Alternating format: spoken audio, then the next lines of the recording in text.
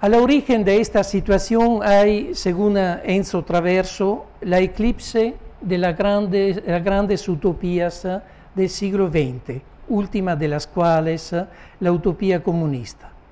El siglo XX, que había empezado bajo auspicios optimistas de paz y de progreso económico y social, se hablaba de la Belle Époque, antes de la Primera Guerra Mundial, aparece caracterizado retrospectivamente sobre todo por las dos guerras mundiales, los totalitarismos, los sistemas concentracionarios, los genocidios, la destrucción atómica, es decir, por fenómenos negativos más que positivos, como fueron, por otro lado, por ejemplo, la extensión de la democracia, la construcción del Estado social, la victoria sobre el nazismo y el fascismo, la decolonización, el fin de las dictaduras comunistas.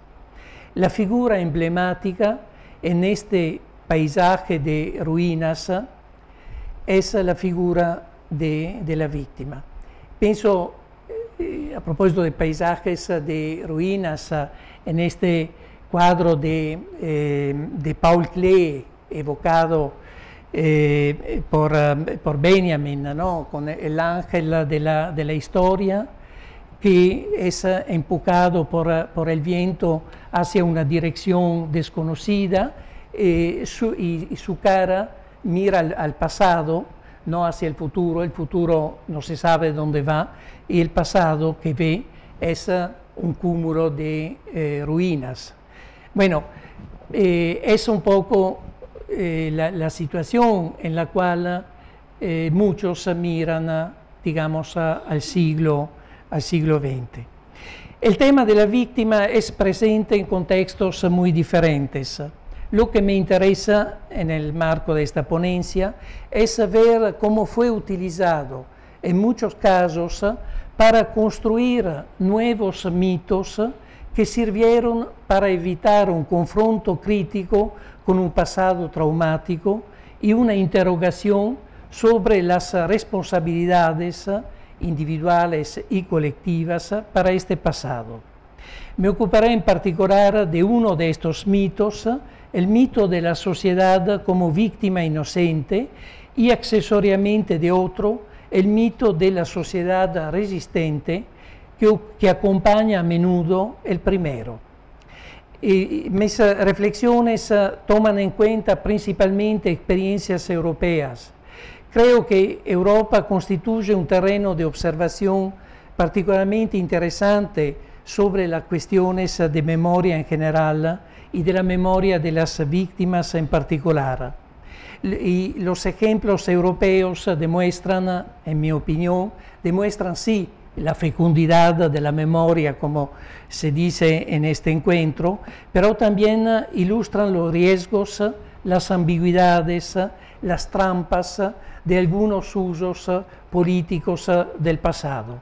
Y me refiero acá a las reflexiones bien conocidas de Todorov sobre los abusos de memoria, o a la reflexión de Paul Ricoeur sobre el tema de la memoria justa. Y creo que algunas experiencias europeas pueden ofrecer instrumentos de interpretación útiles también para abordar problemas y dificultades de la memoria en el Cono Sur.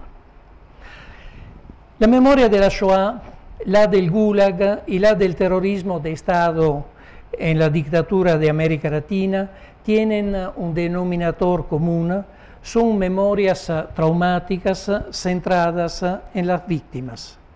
Los que luchan para salvaguardarlas obedecen a un imperativo ético y al mismo tiempo político que se expresa en la demanda de verdad y justicia y en la convicción que la memoria es la única salvaguardia contra una posible repetición de experiencias trágicas de este tipo. Acá hay toda la reflexión de Primo Levi, que es particularmente interesante. Las actitudes de las sociedades frente a un pasado traumático presentan a menudo similitudes significativas.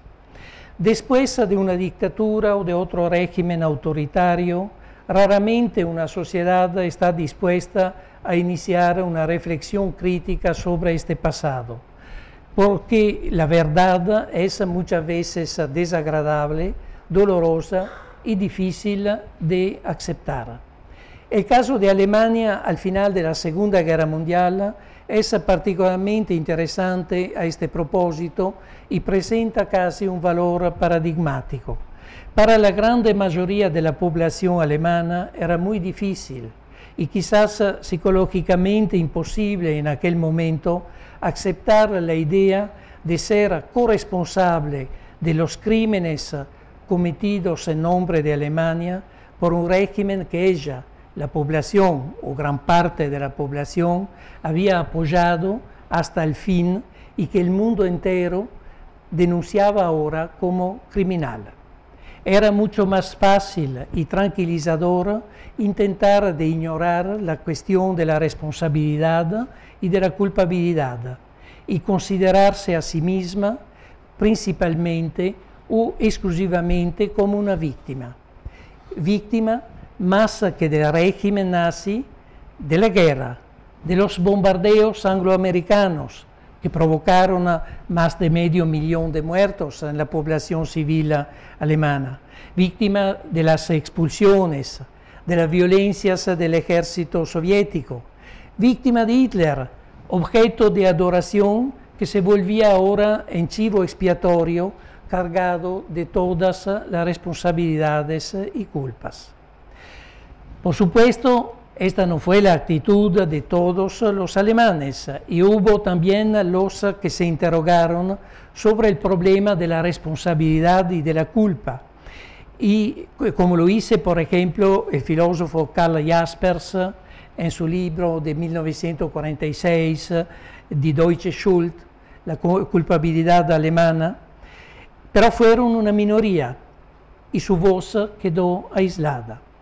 Lo interesante en el caso de Alemania es que las dos partes del país después de 1945 construyeron memorias y mitos políticamente muy diferentes y opuestos, pero llegaron a un mismo resultado: evacuar el tema de las responsabilidades individuales y colectivas.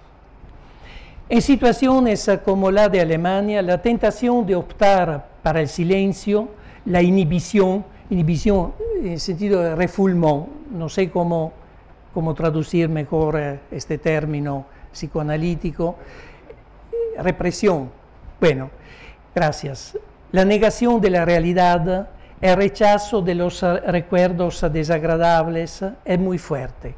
Como escribe Primo Levi en Los hundidos y los salvados, es más fácil construir una barrera para impedir que los recuerdos desagradables se instalen en la conciencia que expulsarlos una vez instalados. Frente a un pasado molesto y agobiante, la sociedad prefiere en general refugiarse en la construcción de relatos míticos cuya función es más de ocultar que de explicar.